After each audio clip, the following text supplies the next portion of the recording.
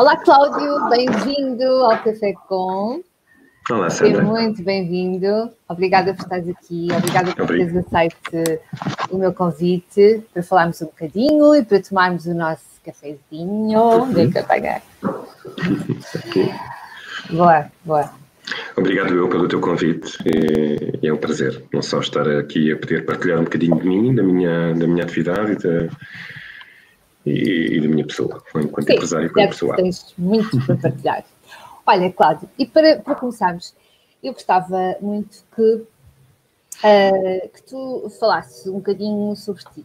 Quem é o Cláudio Neves como pessoa? Para além de ser um empresário de sucesso na área da construção, da remodelação, que tens um sistema muito diferenciador e muito amigo do ambiente, e já vamos falar um bocadinho mais sobre isso, mas para além do empresário de sucesso, de pai de duas meninas maravilhosas, quem é o Cláudio Neves?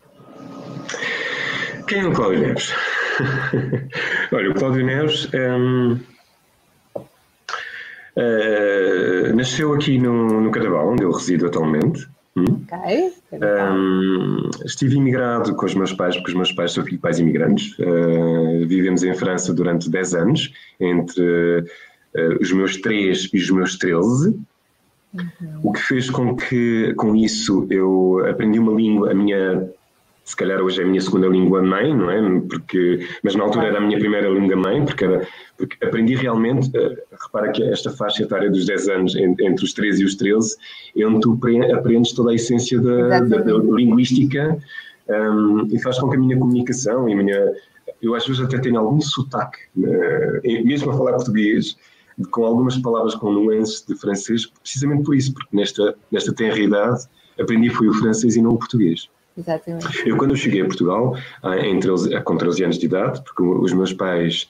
O meu pai, sabes que eu sou filho daqueles imigrantes na época em que se ia para fora só mesmo para arranjar uns troquinhos, fazer a sua casinha e voltar logo para o seu próprio país. Nós, atualmente, o imigrante de hoje já não é assim, já não é tanto assim. Não é? Já vai e já tenta fazer a sua vida lá, ou já se adapta à vida de lá e acaba por ficar, enfim. Mas naquela altura, na década de 70 e 80, esta geração era muito de ir lá fora, arranjar os troquinhos fazer uns dinheirinhos para regressar e fazer a sua casinha. Exatamente. O meu pai aprendeu lá a profissão dele, de pintor em construção civil. E, portanto, eu vivi lá 10 anos, depois vim para Portugal. Olha, isto depois é giro, porque nesta realidade é do género. Tu lá és português, és imigrante, e cá és francês. Isto está a ser um bocadinho essa dualidade nesse país e foi uma fase... É curioso que tu falaste nisso.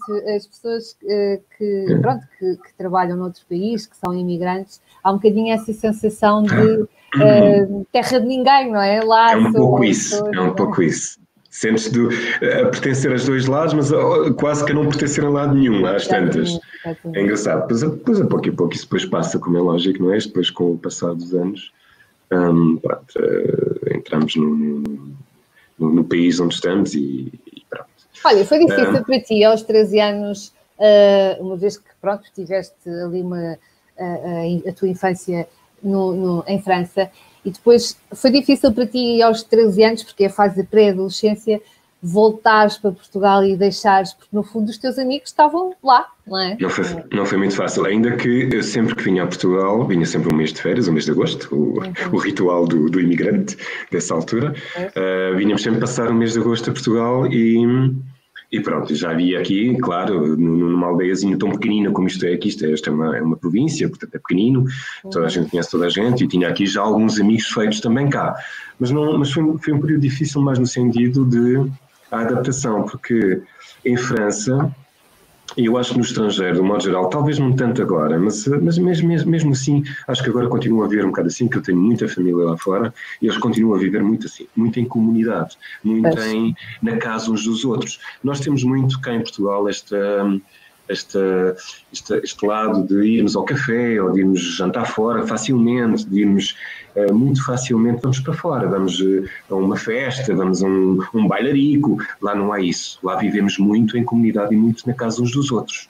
Então faz com que também eu era aquele menininho de 13 anos francio, tinha um bocadinho introvertido, tímido, então chegar num país onde a malta é toda para a frente e toda... Nessa parte não tem sido tão fácil. E depois adquiri isso, depois adaptei-me bem a esta parte. Depois sim, tu és das pessoas mais extrovertidas que eu conheço. Mas às vezes é um disfarce da timidez que está cá dentro, isto é um disfarce. Mas sim, essa parte não foi muito fácil nos primeiros anos, ali diria 2, 3 anos, entre os 13 e os 16, andei ali a ser um bocadinho ainda a adaptar-me a esta sociedade portuguesa, mais aberta, mais de viver assim, mais de uma forma não tão em família, não tão no núcleo familiar, mas muito mais na sociedade em si.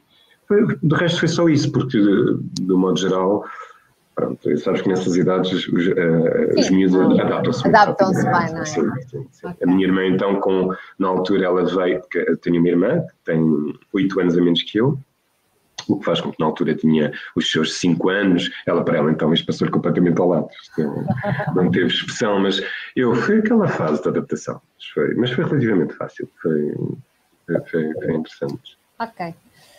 Olha, Cláudio, e que, como eu disse no início, e vou só desligar aqui as notificações, interromper,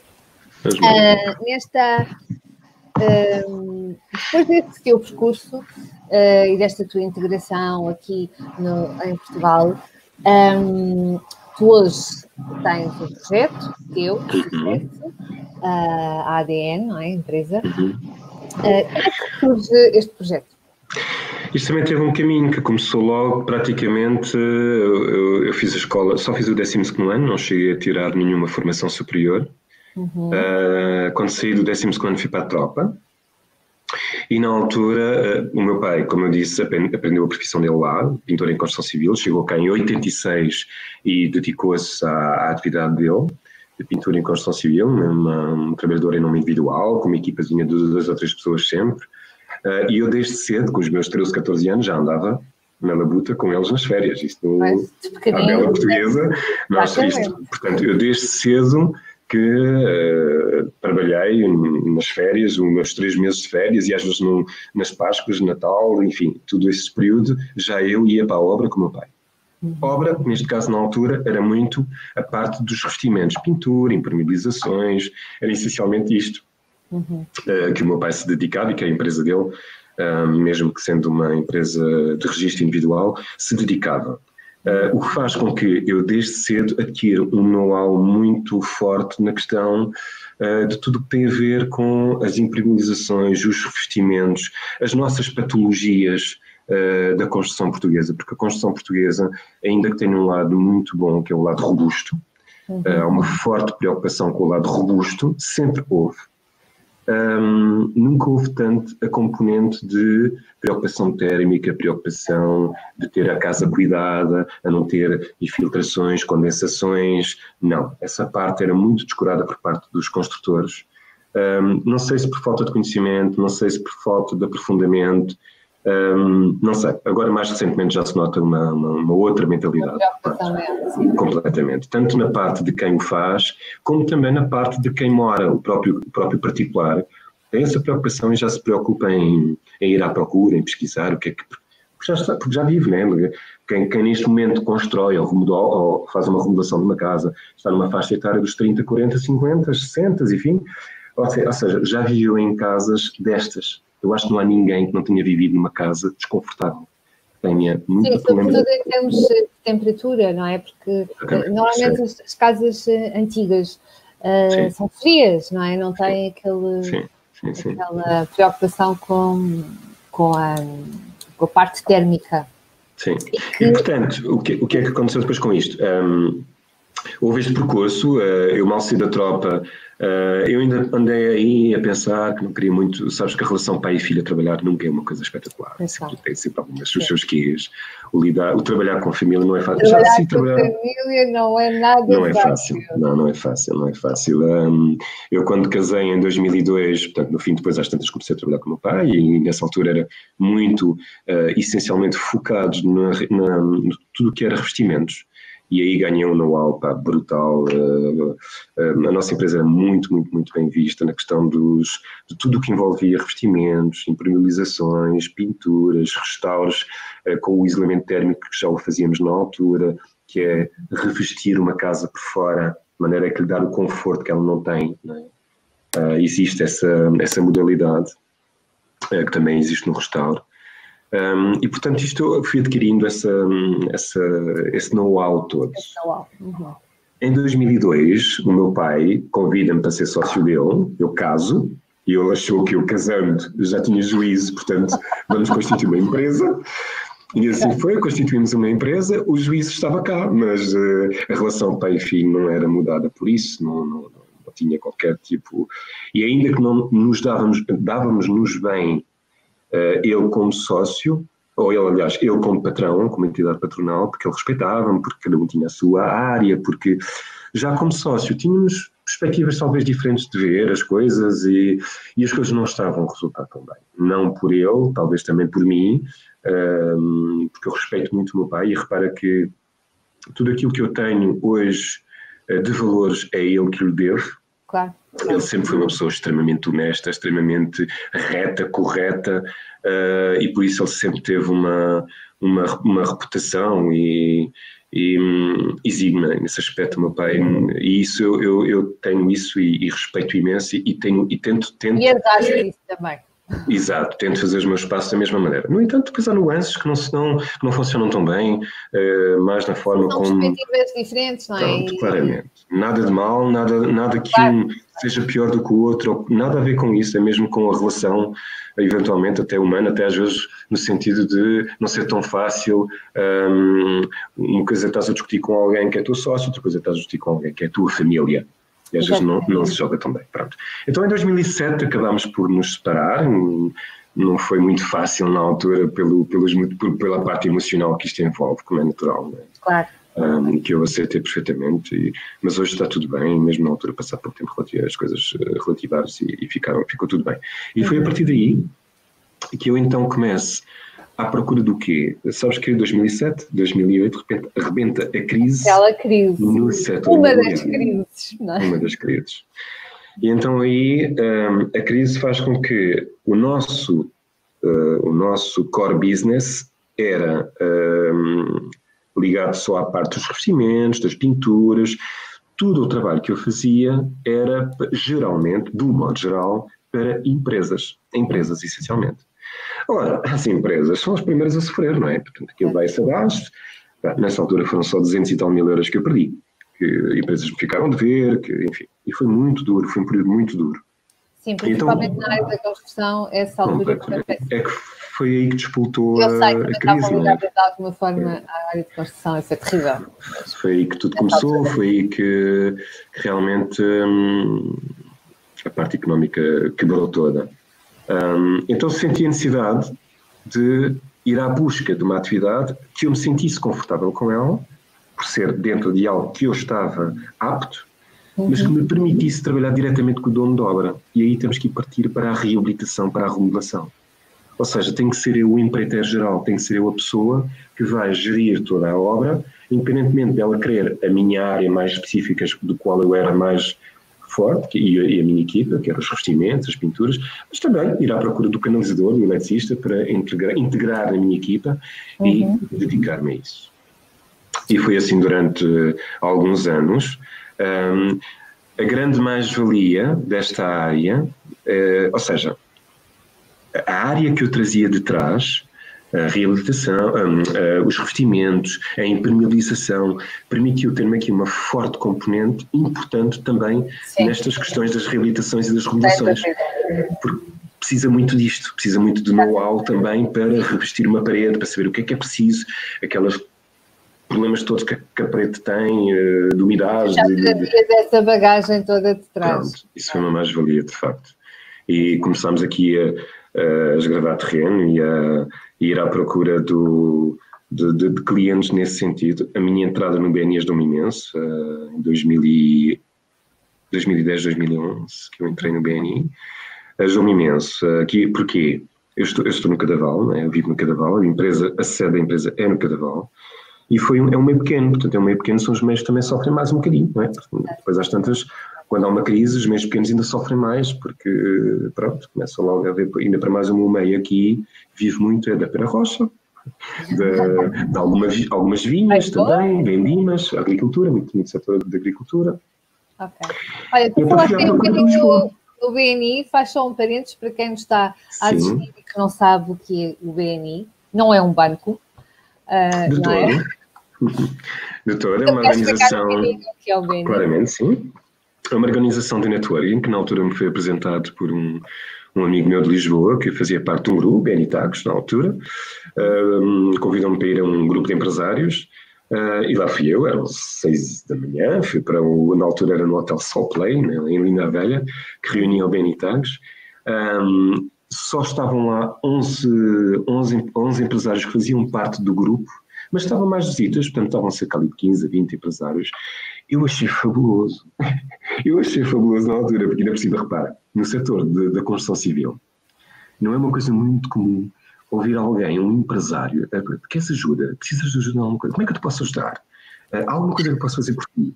É que nós aqui trabalhamos com parcerias, queremos ajudar. São todos, what? Isso existe? Isso porra, eu quero isto. Okay. E assim foi, e entrei passado um mês. E estás até hoje, da qual eu também faço parte, hoje também, do BNI, com muito orgulho. Sim, senhor. E tu és das pessoas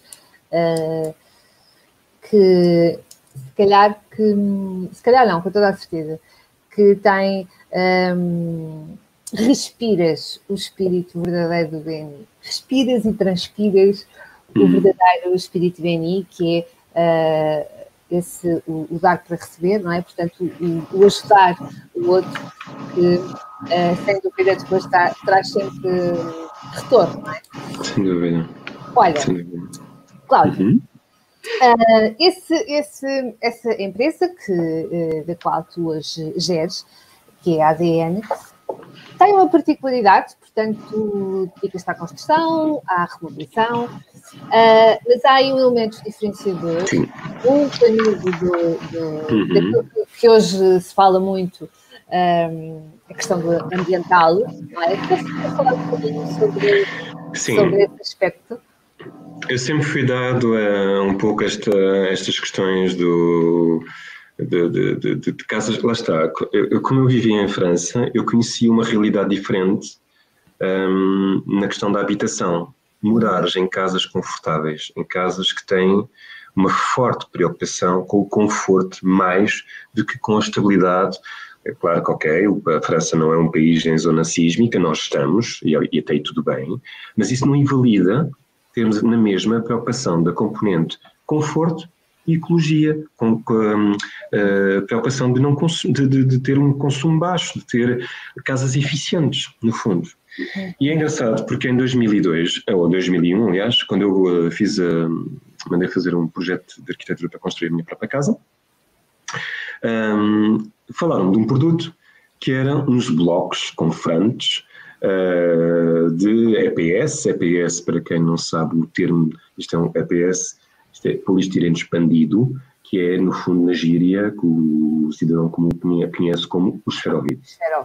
É um nome que se pode dar, não tem nada de mal, absolutamente nada. É um tipo de esferovite, digamos assim. E falaram nisto na altura, em 2001, uns tempos anos, e eu achei aquilo fabuloso, porque a maneira como era super rápido. Eu construí esta casa, fui eu com as minhas mãos, com um amigo meu, porque foi esse amigo meu que me falou nesse sistema, e esta casa que estamos aqui, onde eu estou aqui, foi construída com esse método. Em 2 semanas colocámos as paredes em pé, porque isto são blocos com frames de EPS, e repara que o EPS, o esferovite, 80% é ar. Aquilo é uma matéria-prima, é uma matéria que é insuflada, e ao insuflar ganha dimensão. Cresce 80%. Portanto, 80% é ar. Por isso, daqui, logo à partida, a matéria ecológica. Ok? Exatamente. Depois, a grande mais-valia é que ali há aqui duas componentes extremamente fortes no contexto de construção civil. Porque estes blocos são encaixados uns nos outros, são oco, é oco por dentro. Para quê? Para levar lá o elemento estrutural, que é o betão. Portanto, o meu bloco serve de confragem, são duas chapas ao lado, frente a frente, é oca por dentro, estão presas por mascalhas, encaixam uns nos outros, criam a parede até 3 metros de altura e são cheios de betão armado. Aqui tem a salvaguarda que é precisa cá no nosso país, que é o betão armado, que é betão e ferro, para garantir aqui o elemento estrutural em país sísmico. Bem, em 2002 eu construí a minha casa assim e eu na altura dizia-me, mas como é que é possível não haver ninguém que se dedique a construir este tipo de casa? Com este método, porque é tão inovador, não era inovador coisa de cima nenhuma, porque já na altura existia há 20 anos nos outros países. Mas para cá, eu acho que completamente. A minha casa foi a segunda casa feita na Zona Oeste, onde eu fui ver uma casa que estava já há alguns tempos construída aqui perto de mim, e onde eu fui ver uma casa em construção foi em Azeitão, que eu encontrei que era o fulano que me vendeu na altura os blocos, vieram do Canadá, e foi aí que eu construí a minha casa. Foi aí que eu tomei conhecimento deste produto. Portanto, 2001, 2002, 16 anos mais tarde, porque eu não era construtor civil, eu construí a minha casa, fui eu que fiz a minha casa praticamente toda, mas eu não era construtor civil, a minha área não era essa, a minha área era os revestimentos, quanto muito dedicava-me, lá está, já começava a fazer algumas remodelações, mas não era construtor de raiz. No entanto, acho que este percurso destes 16 anos deu-me estaleca, deu-me arcabouço para então depois me dedicar a esta área. E surge-me esta oportunidade, que houve um amigo meu do Algarve, uma amiga minha, que me falaram do produto inovador, que gostavam de trazer para cá e queriam falar comigo, que gostavam muito que eu entrasse neste negócio com eles. Ok, bora lá, vou lá conhecer o produto. E quando eu chego lá, é os blocos com os quais eu construí a minha casa há 16 anos atrás. Uma coisa gira, como o universo às vezes vem ao nosso encontro, não é? Não é? Exato. Mesmo. E pronto, e a partir daí, neste momento, já estou há 2 anos a construir com este método. Há muita coisa que eu quero ainda fazer e que eu quero acoplar a isto, porque ele tem, repara, este método construtivo, não sou o único a construir com este sistema em Portugal, há mais. Há mais 2 empresas, pelo menos, que eu tenha conhecimento, que constroem com este sistema. No entanto, há um fator diferenciador e que é importante de frisar, porque é o conjunto completo do sistema deste método construtivo, ICF, é o nome técnico que ele tem, Insulated Concrete Form, que é o quê? Eu, além de ter as paredes, tenho também a laje de baixo e a cobertura. Portanto, toda a casa em si fica devidamente isolada. E aqui, mais uma vez, vem o meu know-how da reabilitação dos problemas de capilaridades. A capilaridade ascendente é o quê? É uma casa que seja colocada num terreno, todo o terreno em si tem lençóis freáticos, tem a sua própria temperatura, tem umidades que se tu pegares um torrão de açúcar e o colocarmos numa chávena de café, já estamos a beber café, colocamos na chávena de café, só encostamos a parte de baixo do torrão de açúcar. O café vai subindo, não é? Ele vai subindo pelo torrão de açúcar. Portanto, é importante, neste caso, quando coloca-se uma casa em cima de um terreno que tem também umidades, que são naturais, que seja devidamente selado essa passagem de umidade. E para evitar que haja interferência das temperaturas, das umidades dos terrenos para a habitação. E que vai criar os desconfortos, vai criar consumos excessivos, vai criar uma série de coisas que não são favoráveis à tal eficiência energética e ao conforto das casas. E este método tem esta componente. Muito bom. E é muito engraçado, tu estás a falar aí do teu percurso, não é? E parece que tudo foi preciso, não é? Para tu chegares aonde chegaste hoje e onde vais chegar com certeza mais à frente. mas tudo se conjugou para tu estares onde estás hoje. Sim. Sabes que é mais uma coisa ainda, desculpa, só para concluir aqui esta parte, porque é mais uma coisa que faz parte do meu percurso e que está relacionado, que é o quê? Sabes que as casas, a habitação antigamente tinha muita ventilação própria, não é? As casas tinham caixaria madeira, por exemplo, e a madeira não veda tão bem quanto uma caixaria em alumínio ou em PVC, é que fica totalmente vedado. Da mesma maneira como as casas tinham, algumas delas, ou telhados em madeira, ou tinham várias coisas que criavam alguma ventilação natural da própria habitação. Hoje em dia, a tendência, e isso é natural, é cada vez mais selarmos as casas. É importante selarmos as casas para que o ar seja devidamente controlado. Agora, falta aqui uma componente, que é controlar esse ar. Porque se estamos a selar uma casa, a casa deixa de ter uma respirabilidade natural. Se deixa de ter uma respirabilidade natural, todo o ar que é lá fabricado dentro é viciado. A nossa respiração, a nossa transpiração durante a noite, na cozinha, estarmos a fazer comida, temos um exaustor, mas não puxa tudo. Na casa de banho temos uns banhos que são tomados, temos lá a Ventax, mas não puxa tudo. A pessoa depois tem a tendência de fazer o quê? Eu de manhã eu ventilo a casa, eu abro a janela. Sim, ok, mas será que abre a janela na altura certa? Será que a temperatura e o ar lá fora está favorável que seja aberta uma janela para dentro de uma casa que está totalmente selada? Não, porque se o teor de umidade estiver a 80% lá fora, por exemplo, estamos a injetar um ar úmido para dentro de casa. E um ar úmido é terrível para aquecer ou para arrefecer. É muito mais difícil, muito mais dispendioso. E aqui começam a disparar os consumos. O que é preciso acoplar a isto? Controlar esse ar. E então o que é preciso aqui? Colocar uma máquina, que chama-se um tratamento de ar, não tem outro nome, máquina de tratamento de ar, que vai fazer o quê? Vai sacar nas zonas úmidas o ar viciado da casa e vai injetar para dentro de casa um ar devidamente filtrado aos pólenes, filtrado, seco, porque a própria máquina seca o ar que é injetado para dentro de casa e passas a ter um ar sã e um ar devidamente controlado, quer para arrefecer, quer para aquecer. E aqui estamos-nos a aproximar da casa passiva, que é onde eu quero chegar. É a casa passiva, aquela casa que tem um consumo energético de 25 euros por mês e tens a tua temperatura garantida o ano inteiro. Uma média de 25 euros por mês. Esse processo todo realmente é muito interessante. Nós não temos ideia de que o simples abrir uma janela na altura errada pode... É verdade, é verdade. Sabes que existem 3 patologias e é aqui que, lá está, se faz a tal conjugação do know-how que se vai adquirindo, é que existem 3 patologias associadas à problemática da umidade. É a capilaridade ascendente, é o que vem debaixo do chão, que tem que ser devidamente selado e que o construtor tem tendência a esquecer. E a construção tradicional tem essa falha, tem esse elemento que não é favorável, que este método garante. Esta é a capilaridade ascendente, portanto é a umidade que vem por capilaridade e ascende, que sobe pela parede ou sobe pelo pavimento. Tem a condensação, e aqui temos a problemática do ar não controlado, o ar viciado, o ar provoca o quê? Provoca condensações nas paredes, nos tetos. Também a mesma maneira como uma casa mal isolada, não sei se tu já reparaste, por exemplo, às vezes em tetos, nos cantos, entre o teto e a parede, no canto que faz, aparecer assim uns verdetes.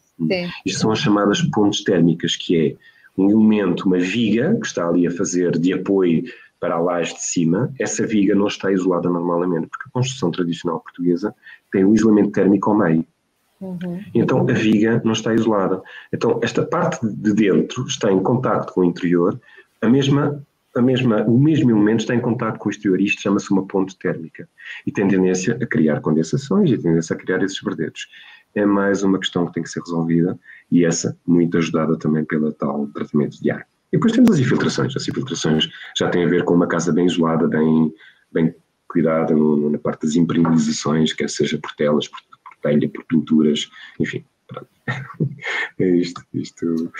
Este material tem todas estas componentes.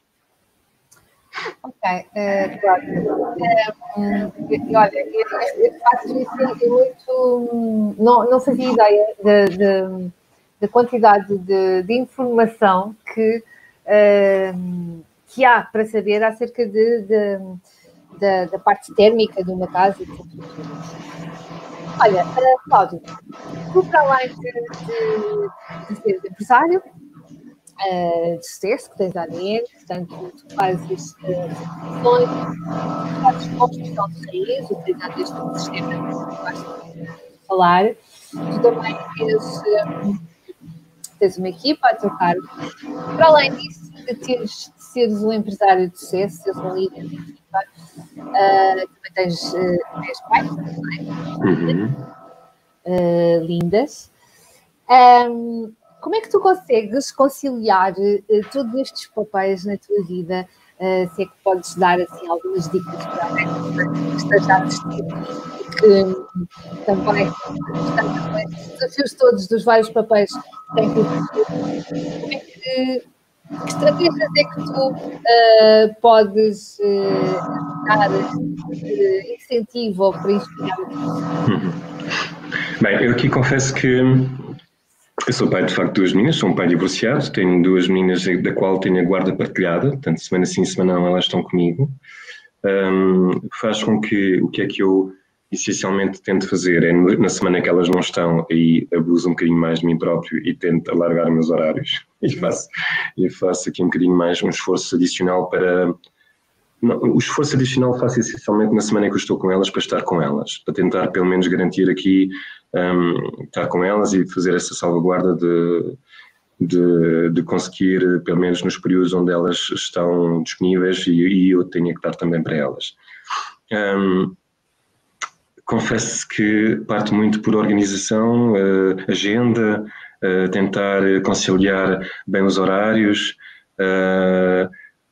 Eu acho que no fundo passa muito por aí e não é nenhum bicho de 7 cabeças, conforme se calhar as pessoas sentem talvez isto muito assim, mas não é. Às vezes é duro, é exigente, mas é sobretudo tentar focar no essencial, focar e organizar muito bem cada item e tentar em cada item estar bem presente naquele momento em que estou a trabalhar naquele assunto e é essencialmente isso. E tu ficaste aí importante, que eu quando trabalho com os meus clientes em produtividade... Sandra, às vezes está a falhar aí o som da tua voz. Tenta ver aí o teu microfone. Deixa lá ver se eu puser assim. Assim, falas... Está ótimo, está ótimo. Okay, então vou falar assim. Tu ficaste aí num aspecto muito importante que eu falo normalmente quando trabalho com os meus clientes sobre produtividade, que é isso mesmo que tu referiste, ou seja, tens a guarda partilhada com as tuas filhas e, portanto, aproveitas quando estás com elas para estar com elas, estás presente, portanto, o foco está nas tuas filhas. Aproveitando aquela semana em que elas não estão contigo para o foco, se calhar, estar mais no trabalho. E isto é o equilíbrio, que às vezes as pessoas se queixam que, porque eu não estou a dar a devida atenção aqui, ou não estou a dar... Mas isto pode ser doseado, e se calhar naquela semana que eu não posso dar muito foco aqui, tento compensar na semana seguinte, não é? E está tudo bem, e é assim que... Não é? Que se consegue este equilíbrio e, portanto, e tu focaste aí precisamente este ponto que é mesmo importante, que é foco. E não temos que estar a focar tudo ao mesmo tempo, porque isso não é possível. Exatamente. Não é? Boa. Exatamente. E é sobretudo aceitarmos que somos limitados e não vale a pena achar que devemos ser super-homens ou super-mulheres. Não, é dentro de cada item, lá está, no foco de cada coisa, darmos aquilo que conseguimos, focados naquilo que estamos. Sim, é isso mesmo. Boa. Olha... E repara numa coisa, ainda te diria mais, porque eu, além de ter isto, eu sou o vice-presidente da Cruz Vermelha, já vai agora neste momento para 12 anos, e também é uma coisa que exige bastante. É claro que não... Tem este serviço louvável, que é teres um trabalho de voluntariado na Cruz Vermelha, sim. Sim.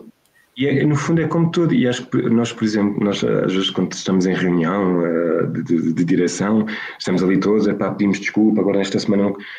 O importante aqui é isto, é claro que nós sentimos aquela necessidade de pedir desculpas por não podermos estar às vezes tanto quanto desejaríamos, mas só o facto de estar quando é preciso ou de estar quando se tem que estar, já estamos a fazer mais do que se calhar muitas pessoas não fazem, portanto, e a partir daí é viver tranquilo com isso, estamos a dar aquilo que conseguimos dar, e com o conforto de pelo menos estamos a fazer algo que nos faz sentir bem e desde que se consiga encaixar, lá está mais uma vez, na nossa vida, sendo coisas que nos façam sentir bem, são importantes guardar e são importantes tentarmos geri-las e encaixá-las mesmo lá e fazer com que elas aconteçam. Sem dúvida, Cláudio, é isso mesmo. Olha, e só mesmo para terminar, uma última questão, e até para inspirar outras pessoas que nos estejam a assistir. Quando surgem, portanto, neste decorrer da vida, há obstáculos, porque nem tudo corre de forma linear, não é? Quando surgem obstáculos na tua vida, quer profissional, quer pessoal, existem algumas dicas que tu gostarias de partilhar aqui que possam também ajudar outras pessoas em circunstâncias idênticas ou ajudar a ultrapassar aqueles momentos menos bons? Há uma palavra que eu tenho sempre muito presente comigo, sempre, em qualquer item, e que eu explico também, e partilho isso com as minhas filhas e digo-lhes a elas o mesmo. Há uma palavra que é fundamental nisto, é aceitarmos, primeiro que tudo. O fundamental da coisa é aceitarmos, porque se não aceitarmos, vivemos na frustração. Portanto, se surge alguma coisa de menos bom, seja ela o que for, seja qual for, obstáculos na vida acontecem sempre. Faz parte do percurso. Há sempre obstáculos que surgem, quer seja a nível profissional, quer seja a nível pessoal, quer seja do flor empresarial, quer seja o flor de saúde, quer seja qual for. É normal. E a primeira coisa a fazer é aceitar. Porque isso vai nos acalmar um bocadinho, vai nos fazer respirar um bocadinho e depois tomar de uma forma, com a cabeça mais fria ou mais liberta de pressão, tomarmos as resoluções e partir para a solução. Esta sempre foi a minha palavra de ordem. E que eu passo sempre às minhas filhas. Elas também dizem, agora cuidado que já começam a surgir aquelas coisinhas delas, e eu digo-lhes sempre isto, ok, primeiro, isto é assim, não pode, é assim. Agora, vamos lá pensar na solução. É esta, bora, vamos partir para a guerra. Isso mesmo, Cláudio, palavras-chave, a aceitação acho que é a palavra-chave mesmo. Sim, é uma que eu tenho muito presente em mim, sim. Olha, uma pessoa que queira contactar-te para obter os teus serviços, tenha alguma casa que queira remodelar, alguma casa que queira construir de raiz, algum revestimento que queira pintar, como é que se pode encontrar, Flávio? Olha, estamos no Facebook, estamos no LinkedIn, estamos no Instagram. As tuas redes vão aparecer aqui, debaixo do ecrã. Ok, Facebook, no site também, o site finalmente está... Eu tive aqui um problema aqui há cerca de um ano atrás, um vírus qualquer que atacou o site e que foi completamente tudo ao ar. Então foi reconstruído por uma colega nossa da organização, do BNI, e pronto, neste momento já está online, portanto já temos aqui também algo que mostra os nossos serviços, aquilo que nós fazemos, trabalhos nossos, tem lá os contatos todos, www.inadn.pt. Não tem muito que enganar. A minha empresa já agora chama-se ADN, está relacionado com a identidade. ADN por causa da identidade. A identidade não só que a própria pessoa queira colocar no seu projeto, como guardar e aliar, porque é na identidade, é no ADN que está toda a informação genética de seja o que for, não é? Neste caso é no ser humano, mas também é na construção civil ou numa casa, está lá o ADN da casa, está lá, toda a informação está lá, e foi muito neste sentido que foi escolhido este nome, muito em torno da identificação, da identidade que a própria casa possa ter. Pode ser algo que eu possa ajudar, como o próprio cliente de pôr lá o seu cunho pessoal, ter o seu ADN também na sua casa. O IN é porque estamos por dentro, estamos lá, e porque não se podia fazer uma empresa com ADN só porque já existia. mas a marca existe e o INADN é muito por isso. Pronto. INADN. INADN. INADN. Para contactar, vão aparecer aqui os contactos. O Cláudio é, para além de uma excelente pessoa, é um excelente profissional, dedicado e, portanto, só tem a ganhar ao fazerem trabalhos quer de renovação, quer de construção de redes, com o Cláudio à frente deste grande projeto. Cláudio, resta-me agradecer, meu querido, obrigada por ter vindo ao Café Com. Grandes partilhas que fizeste aqui, dicas que eu acho que foram muito enriquecedoras e que podem com certeza inspirar pessoas. Um beijinho muito grande. Para subscrever o canal, vejam as redes do Cláudio e partilhem este vídeo. Podem estar a ajudar alguém que precisa destas dicas de inspiração. Obrigada mais uma vez, Cláudio. Um beijinho muito grande. Obrigado, querido. Obrigado. Beijinho. Tá bem. Beijinho. Obrigado.